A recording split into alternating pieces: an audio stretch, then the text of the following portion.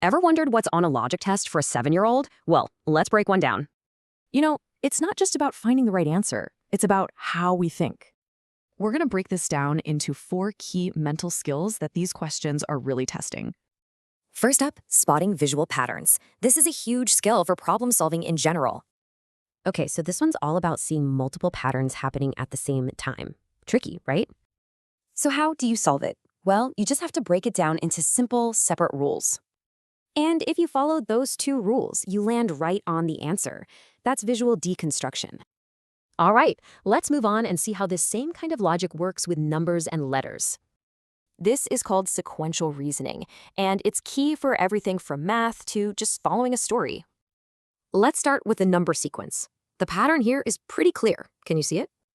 Yep, you're just multiplying by 10 each time, so the answer has to be 10,000. Okay, now for a harder one. Here, you've got to look at the gaps between the letters. And look at that.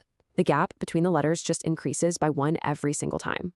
So you add 5 letters to J, and that brings you right to O. Sequence complete. All right, let's switch gears from visual patterns to solving puzzles that actually use words.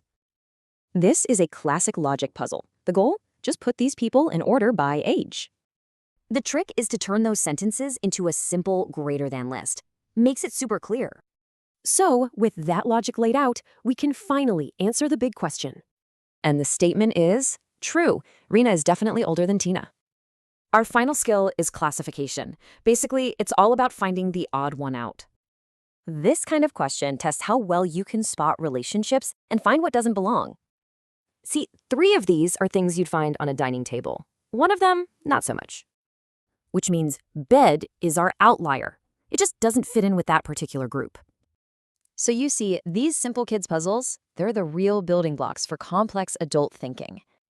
So these tests measure logic, right? But it leaves a fascinating question. How do you measure creativity?